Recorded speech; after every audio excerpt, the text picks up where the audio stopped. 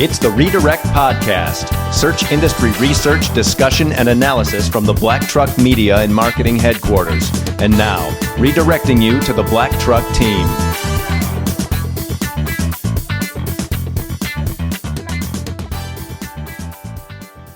Welcome to this episode of the Redirect Podcast.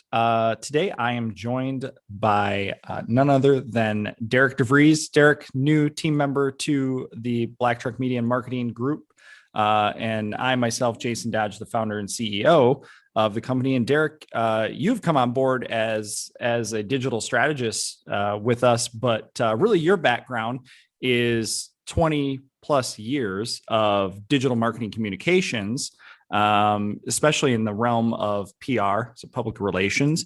And really on this episode, I think what we really want to dive into and discuss is what is SEO's role in PR and maybe the convergence of those two, if you will. I mean, I think it's something you and I have probably discussed it at great lengths amongst many others of how those two really work well together.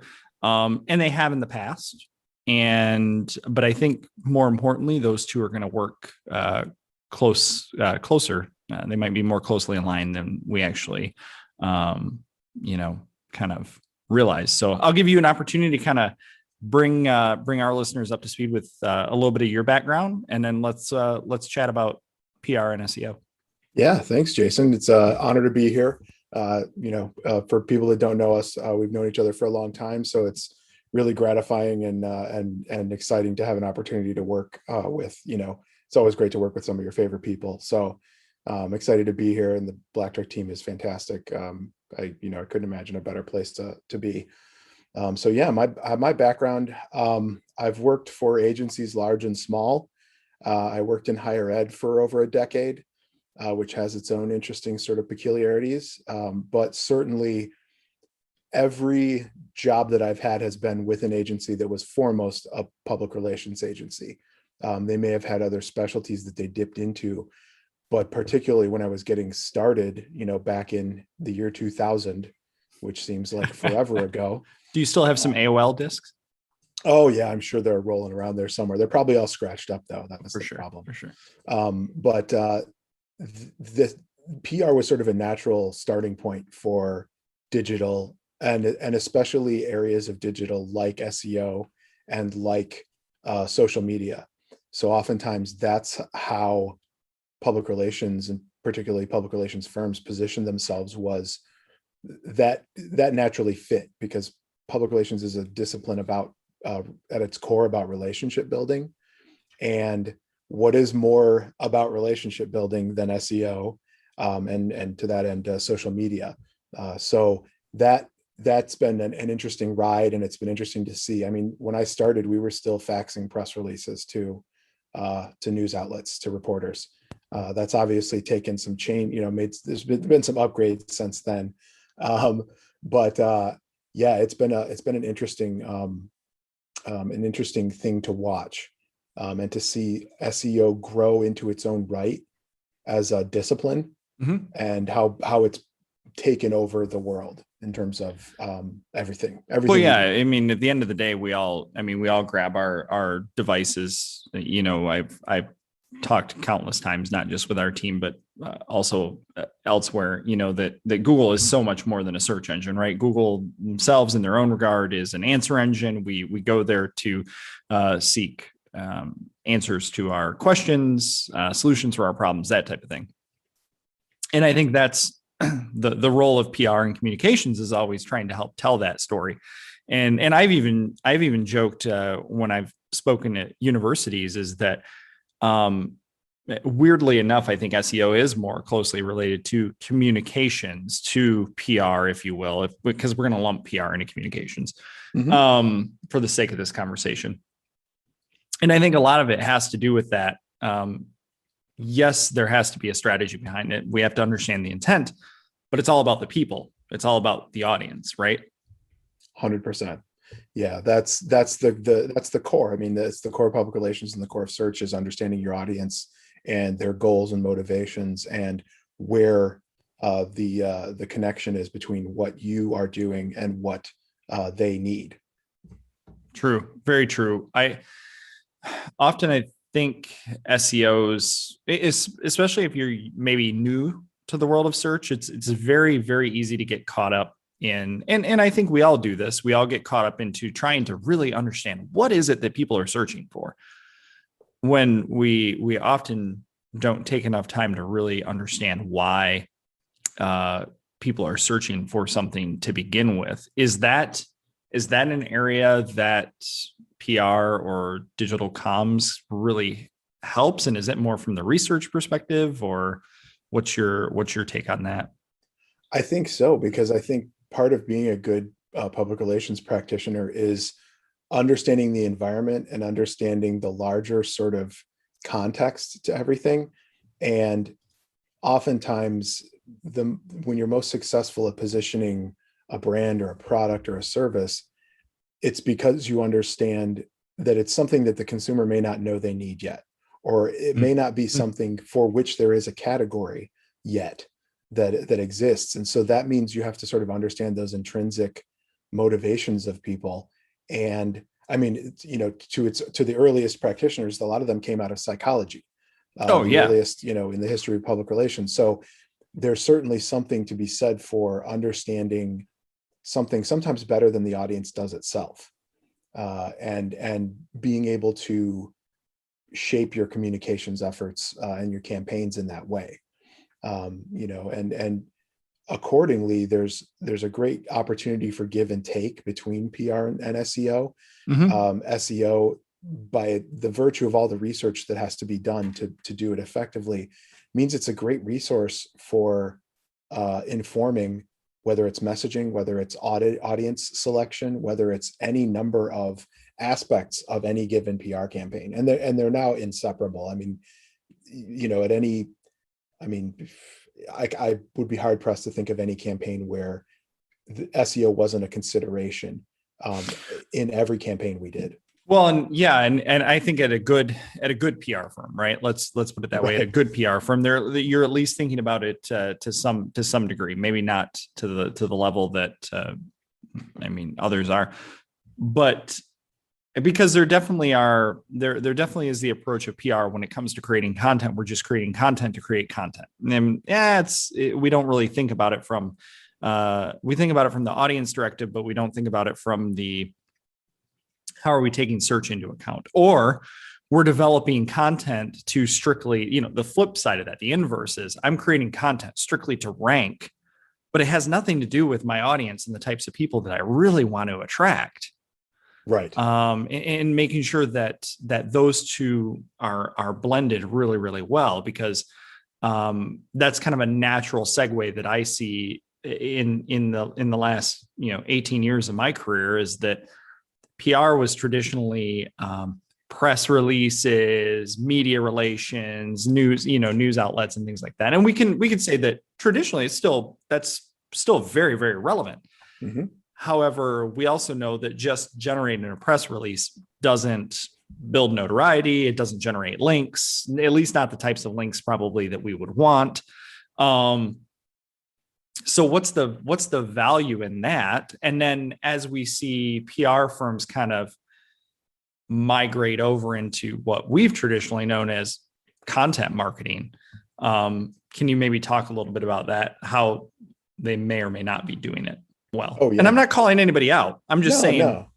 I think there's It's people that do content really well, and then there's people Mhm. that think they do content really well.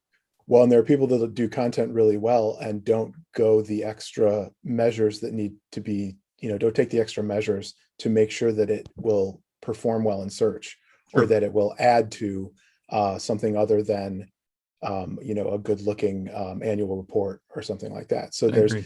there's definitely across the board room for growth in the sophistication with which, because intuitively, the general public, I think, or particularly the people that work in business or work in communications, they have a basic knowledge of SEO, but they don't know how to operationalize it. They don't really know how to uh, help take it into account in a way that's meaningful. They know that content has value. They know that search engines assign priority, and that the value of a good rank in search is immeasurable. for the amount of attention a client can get, but they don't really know, they have trouble connecting the dots there, and they have trouble bringing those things together. That's really funny that you even mentioned that. Google I/O was this week, virtual again, and John Mueller, which is the Google search liaison now. John spoke on what's changed in search, and it's a total deep dive into the development side. For this conversation, I'll spare the details there. That's for another blog post. But really, he gave a good overview of like, hey, what is SEO? And there's a really great video series out there on how search works and things like that. I highly encourage people to watch it. But really, he made a good statement, which makes us in search all feel good. Is like, hey, this isn't black magic. Right. If you listen to the first 2 minutes of this video piece, you'll learn like, no, it's not black magic, but it's also not easy, right? But I would also say too, PR is not easy either. Right. Doing good PR. Of the number of conferences that I've been to in both attendance and speaking, anytime somebody is on the stage talking about link building, let's say, I'll tell you what it really comes down to. What it all boils down to is that person has a PR background. That person is using somehow their relationships, their social currency, their savviness to be able to understand the people, understand a publication or a site or whomever, and get that brand injected into that conversation.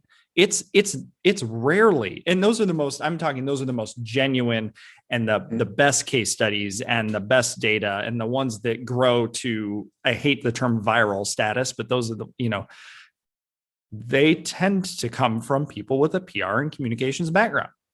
Yeah, I think there's a natural fit. They intuitively understand that there are, it gets to the concept of authority, and they know who has authority intuitively, and they and also from years of learning, they know that trade publications or whatever, and it depends on the audience, but they know who has that authority, and then it's about building the relationships to be able to interact and access that authority, because you're sort of you're making it's a give and take. It's not purely transactional. You're looking to build trust and to build a relationship so that you have the opportunity to access that authority.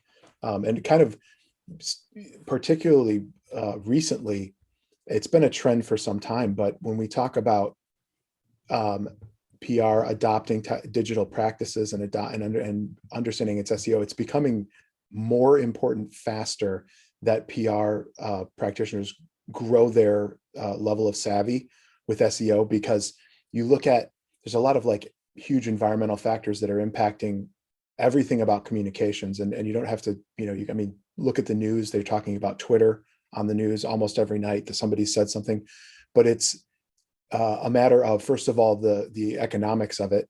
So the number of news outlets has shrunk considerably, and the number of reporters in circulation. The last study that I saw was, something like 6-to-1 PR practitioners or available PR jobs to journalist jobs. Newsroom employment dropped 23% since 2008 alone. And so and that was before the pandemic. That was before there was there was another round of cuts during the pandemic. So one of the challenges that PR pros are facing is that there are fewer journalists to cover fewer beats.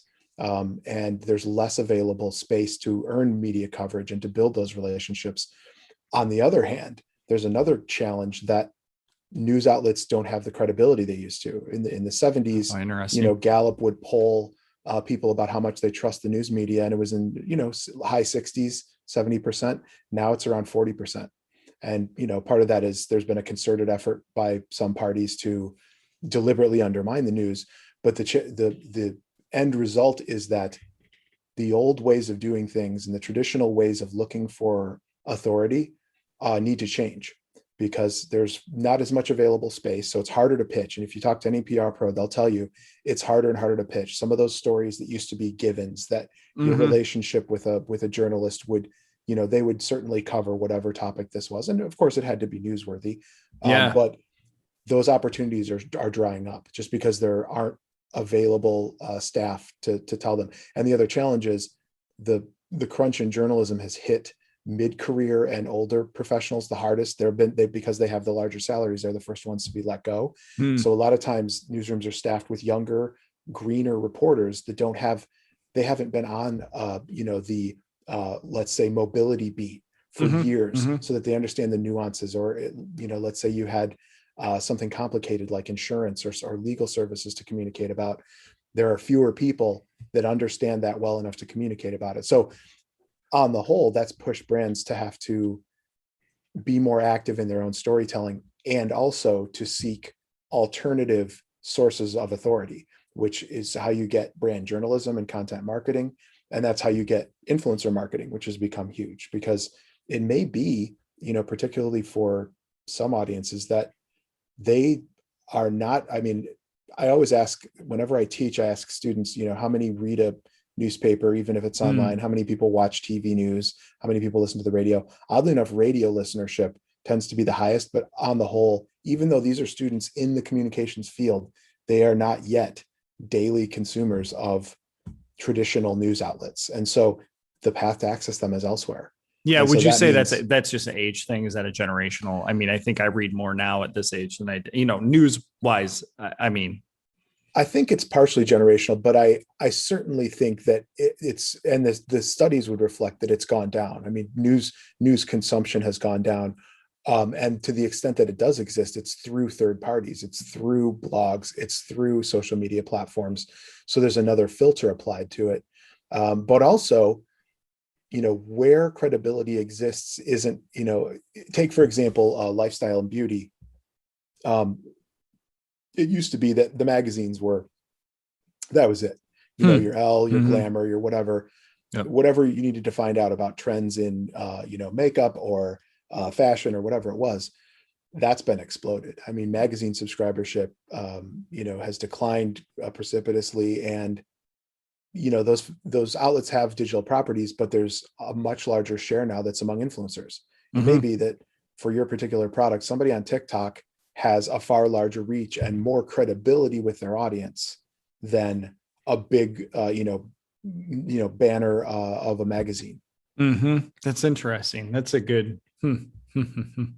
Yeah, I think that the evolution of that, where SEO, we could say, is or has matured, right? Most I talk to some people and they say, "Oh, well, that's easier because SEO has matured." When we talk about what services are maybe easier to communicate and things like that from a digital perspective, I will still disagree that SEO is an easy thing to not necessarily from an execution and strategy side, but from a explaining, gaining that buy-in and things like that, because it is so intangible versus PR in a traditional sense of, hey, we've got X share of voice, or we've got this many, the viewership of this type of televised broadcast, all the different metrics that can come into that. And we definitely have some of those in our toolkit, right, for SEO, but it's still a little bit different.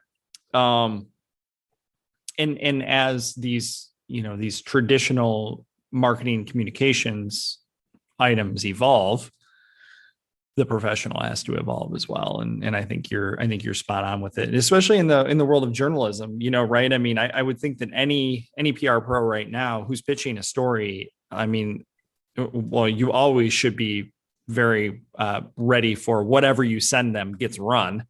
So don't say anything in there, or don't word it in the fashion that you don't want it to come across. But the other thing too is you feed it to them in a way that they can copy and paste it and run with it.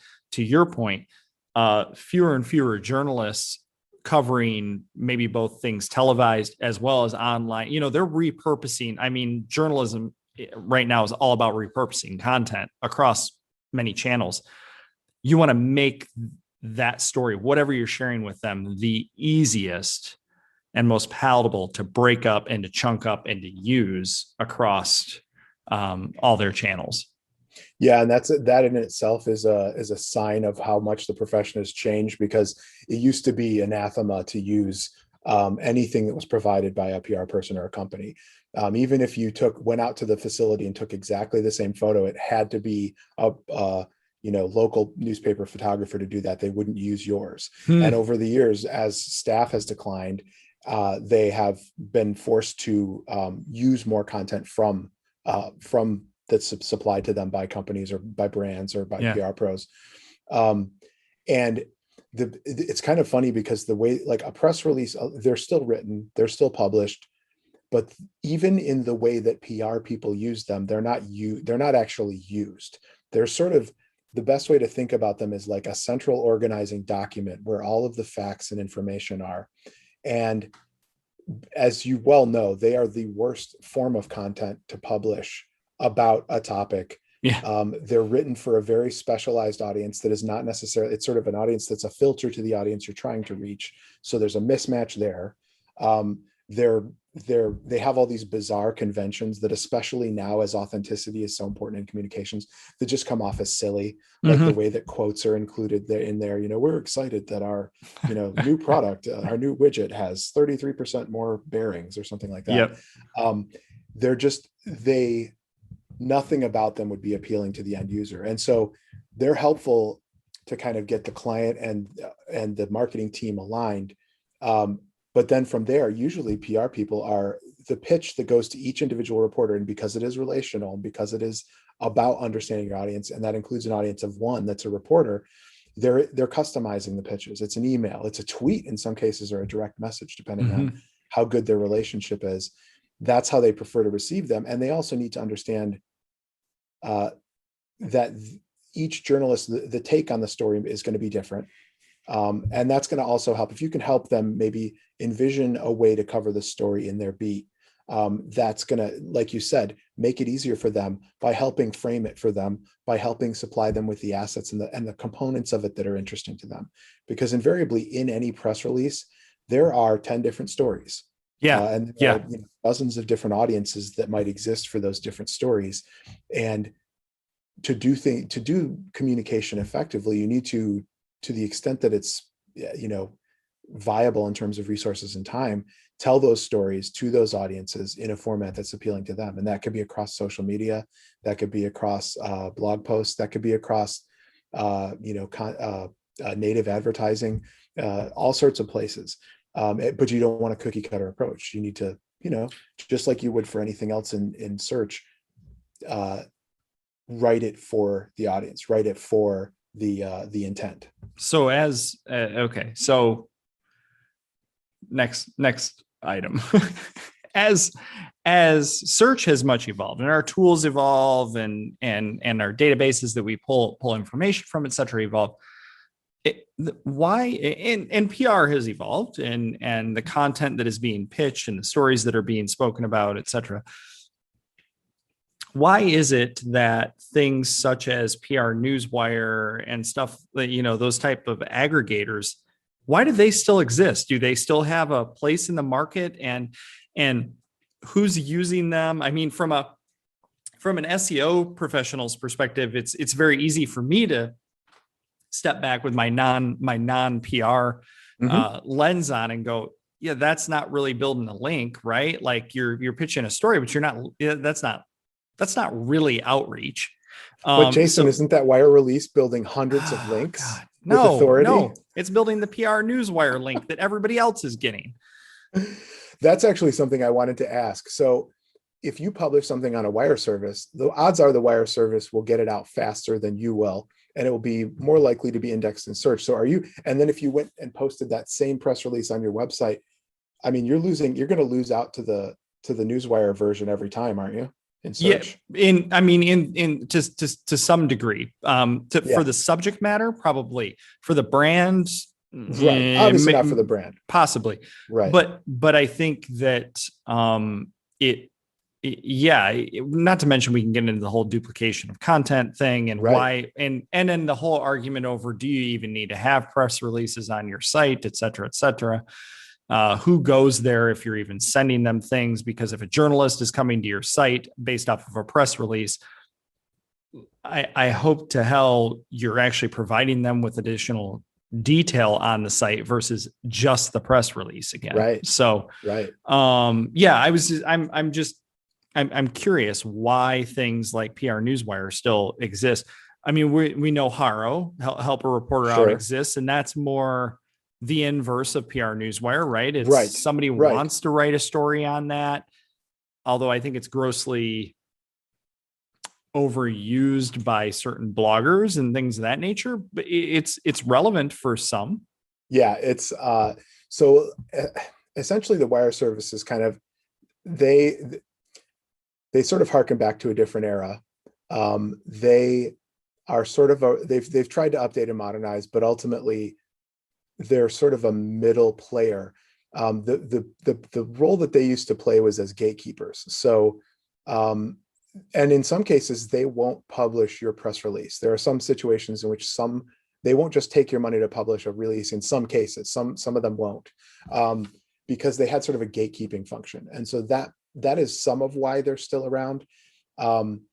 It was I mean, if you think back to the days when wire services started in terms of technology, it was before we had what we have now, which is instant access online all the time to anyone and everyone that we might need to access. So that was part of it. For a while, as SEO rose in importance in people's eyes, they tried to position themselves as a way to buy essentially backlinks. And, depends on who you get as a sales rep. Some of them may still try to hint that there's value there, which is something I keenly watch for whenever I'm in a sales pitch.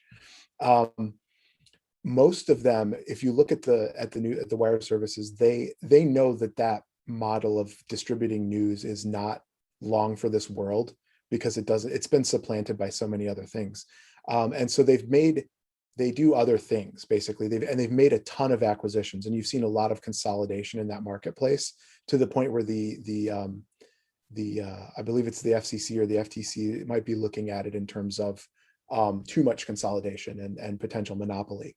But they also offer services like databases of journalists, so you can help build pitch lists, and other things like that, a bit of research, a bit of the analytics, but they're starting to play in other areas. Yeah, but I think they're in that evolve or die phase right now, right? Mm-hmm. Because then we look at other tools like SparkToro, right? Rand Fishkin's tool, SparkToro, kind of does the same thing, right? In the sense that, hey, I want to go and as that database grows, it will become more and more beneficial and valuable, in the sense of, I have this topic. This is what I'm looking to. These are the types of people I'm looking to reach, the people that are covering this type of story, the people that are talking about this subject, that type of thing. So it's rather than put it out across the wire, it's kind of like digital advertising should be done.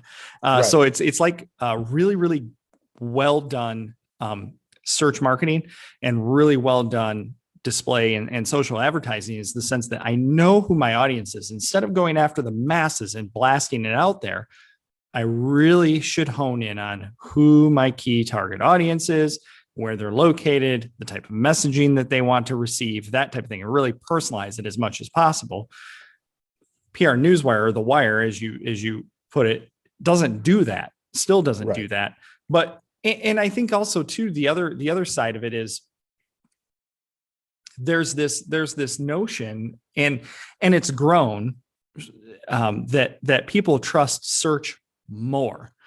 I want to say this, when it had, was it 2013? No, 2016. I can't remember, where we saw, social was always on the rise, right? Social for top referrals to sites. And then we saw that flip flop. I want to say it was 2016.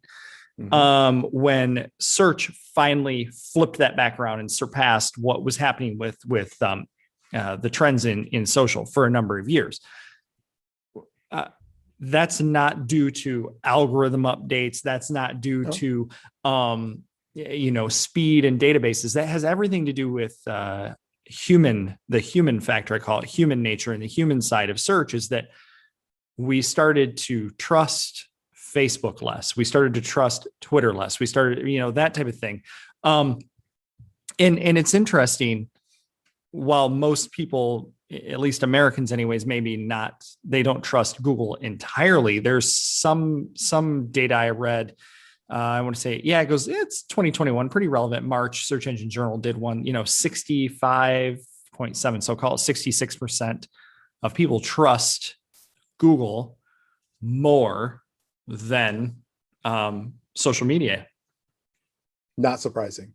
And the news. I should say, that's the whole premise of this, right? Is there, we talk about journalism and PR, like they're trusting search. So yeah, where do you want, technically speaking, where would you want your story?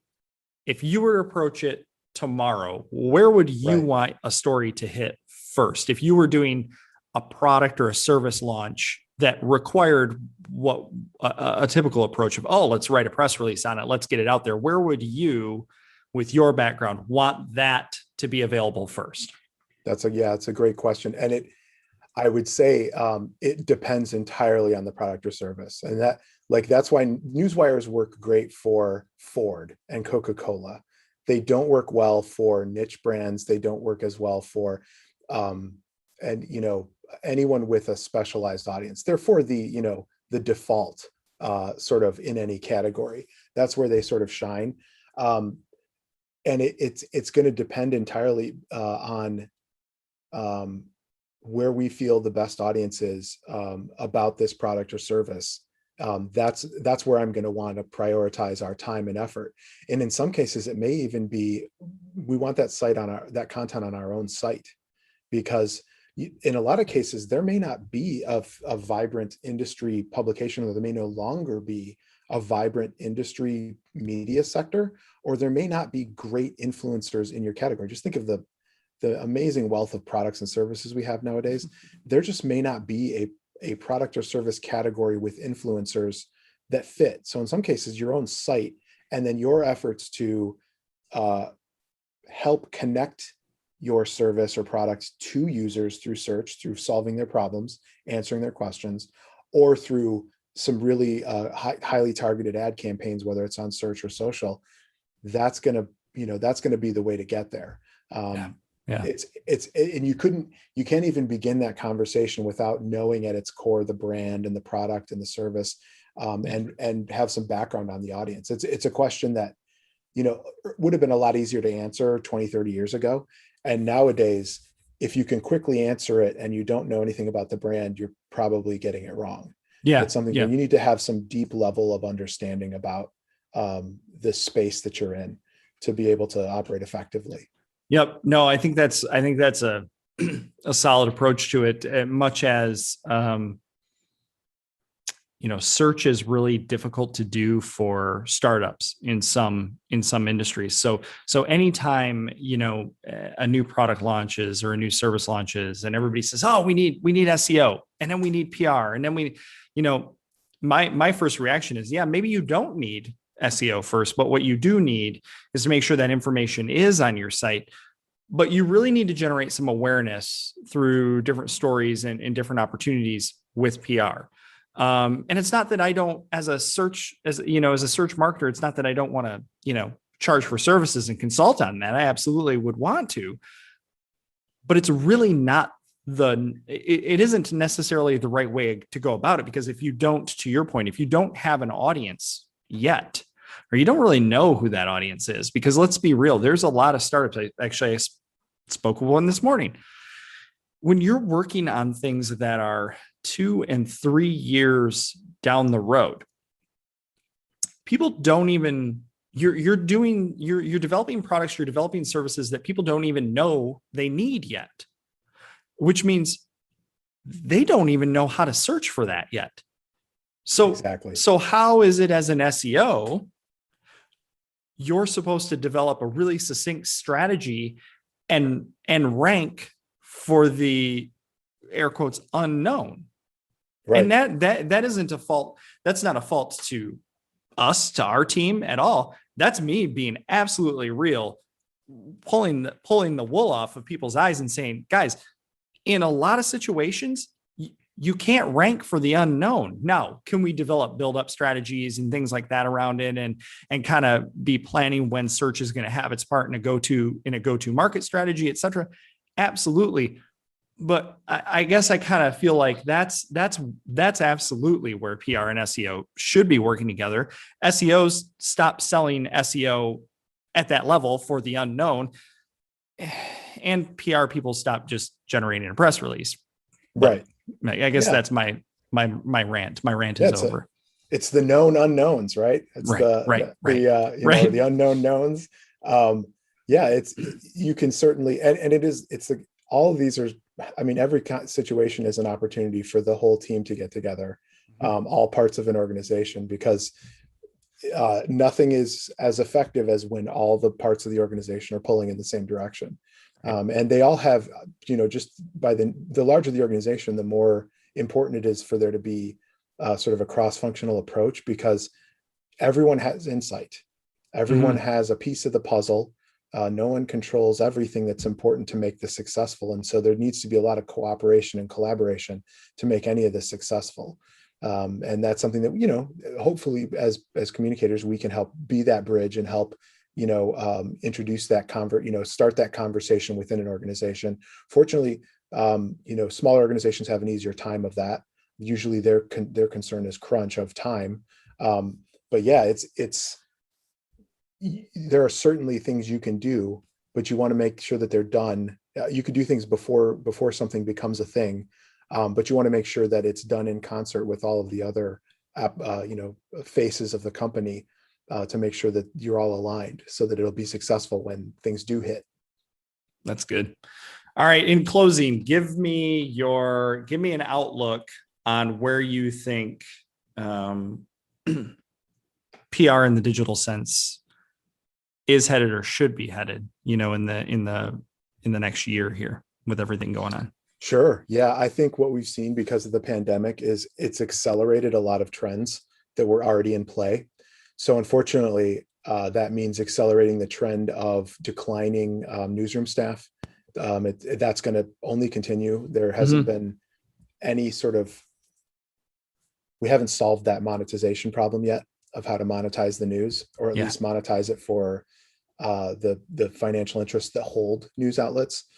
So what we're going to see is a place where brands and their PR people are going to need to produce their own content, either because a space doesn't exist for the pitch yet, or because it's too competitive, or because the credibility is not there in the traditional holders of influence. So I think it's gonna be incumbent on the PR industry as a whole to start doing more of its own content, do more brand journalism. And there's a lot of people that are old school journalists that's an icky term for. I think there's a way to do it right, and I think there's a way to imbue your campaigns with authenticity and honesty, because that's makes business sense now. Didn't used to, but now everybody can find everything out. Yeah. So I think that's what it's going to be. We're going to be doing more content creation. We're going to be shifting more budgets into digital advertising. That's another trend that's been happening for some time. And it's like you can watch as the newsroom staff goes down, the need for advertising goes up. And where that advertising is, the mix depends. Yeah. But ideally, you should have a good understanding of your audience and know where those levers are, or have a plan to test. So yeah, I would agree with that. I think that's some really good insight, and it's also a testament to running things as a truly integrated approach. And I don't mean that to take away from those who are integrated communications firms, which most I would hope anymore most PR comms firms are. But how much of the digital ads or digital advertising side of it is very disjointed from the messaging that's being put out, and are we consulting? Are the content marketing, the content efforts, are they optimized? Are we just generating a topic to generate a topic that nobody's going to read about, nobody's going to find? And are we advertising on the same matter? Are we using any of the advertising data to help drive content? Because all of those things should be talking and all of those people should be meeting regularly, especially if you have a brand that you're really trying to get grow or has the potential to grow. So. Yeah, absolutely. A good point. Just one other kind of caveat: the idea that the ads are for awareness. That's great. But if the page or asset or resource you send people to doesn't deliver on the promise of the ad, you're going to get dinged for it. Right. And it's another great example of how the structural elements of digital technology are forcing us to be better at our content and better at our approach, because it all has to be in line. It's 100%. not just like you run the ads and they're disconnected from everything right. else. They're very connected to everything. Correct. They need to be tied into your messaging. They need to be tied into your PR, and they should all work in concert, because you're going to be graded on what you send people to. No, really great. Okay, last question, and then we're going to close this segment out. Do you believe, or don't you believe? Do you believe that skills, as it relates to communications, marketing, all that stuff, do you feel that stuff is going to be more generalized, or is it going to become more specialized as we move forward? Oh, wow, that's a great question.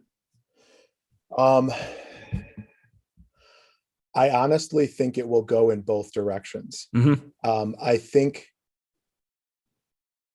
yeah, gosh, it's like some disciplines you absolutely need specialty. I think there's equal opportunities for both parts, because you can't know everything. So you need to have a combination of people. I honestly think that it'll sort of continue the way it has gone, because you can't expect every PR person or every even digital marketer or strategist to know SEO and know enough to be really successful at it. So there's always going to be a place for specialists. Same with coding. You can't know every programming language.